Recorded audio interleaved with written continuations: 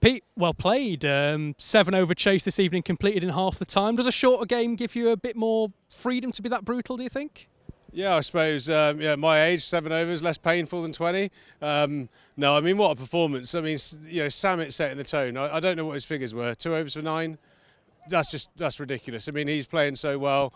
He got the game off to such a positive place. Even when they got a little bit of momentum, Dane Patterson came in. He hadn't played for a few games and nailed his skills and kept. He got a couple of wickets in that last over. I mean, it was all set up by the bowling and the fielding, obviously first and foremost. But then to bat, get the opportunity for me to bat at the other end of, what is not arguably, he is one of the best opening batsmen in one-day cricket in the world. Was super special. So I was really pumped up to put on a bit of a show. I can't hit the ball anywhere near as far as Alex, but it was great to put on a 60-odd partnership with him. It did look like an innings you were motivated to perform in tonight. Was that the nature of the chase, the fact that there was a crowd to please in here tonight? Well, obviously it's Friday night at Trent Bridge, but actually there was a funny little moment before the start of play. Good friend of mine, I've played many years with Andrew Gale, the Yorkshire coach. I think he shouted at me, hi Gailey and all that sort of stuff, and he went, Triggs, why the hell are you still playing, or how the hell are you still playing? And I think I just answered him, so that was pretty cool. So I was pretty motivated to put a big exclamation mark on why I still play this game. It's for nights like that. Unfortunately, I'm in and out of the team a little bit, but that's absolutely fine. Every time I get the opportunity from Morsey and the skip, I'll do the best I can. And tonight was just was awesome. It feels like in front of the Trent Bridge crowd, I made up for that horrendous over I bowled against the Birmingham Bears a few weeks back.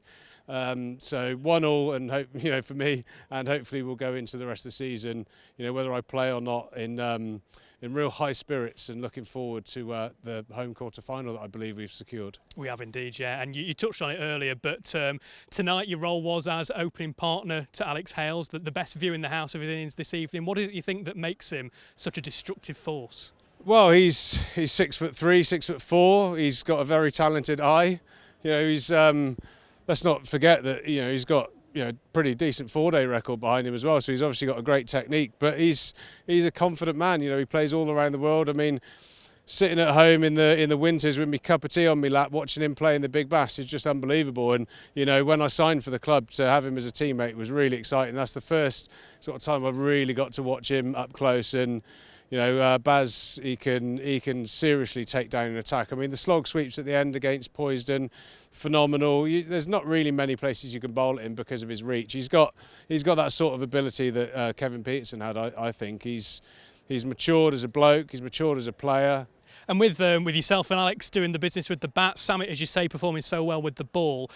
What is it that I suppose experience helps with when you're faced with these different games, bowling in a 7-over game and then chasing that down? Is experience a big factor in that, do you think? Well, I guess, when you've been through something in the past, I mean, I've played a couple of 5-over games, so I think you understand what a pass score is. I think 5 overs, they got 60-odd. I thought... Actually, a gentleman in the crowd asked me, what do you think a pass score is in 7 overs? And I said sort of 90. So when we restricted them to 60 or whatever it was, I was over the moon, obviously courtesy of the bowling unit. But, I suppose when you've been around the block a little bit, fielded on a very greasy floor, you know how to prepare yourself from a fielding point of view and from the batting point of view.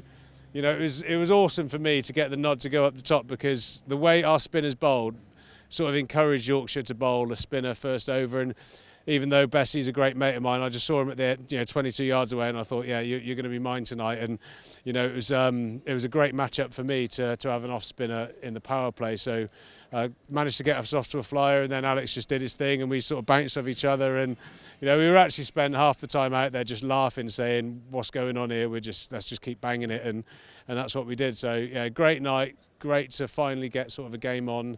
This Friday night. Fair play to the fans for sitting under their brollies for a few hours waiting for the game, and I think they were well deserved with a good bit of entertainment. And it's a little way off yet, but home quarter final secured here at Trent Bridge, hopefully with a 5-figure crowd in for the first time in a long time. How enticing a prospect is that? Yeah, it's awesome. I'll go back into hibernation. I dig myself back into my coffin under the stairs and come out when I'm asked again. Yeah, I mean, it's so exciting, isn't it?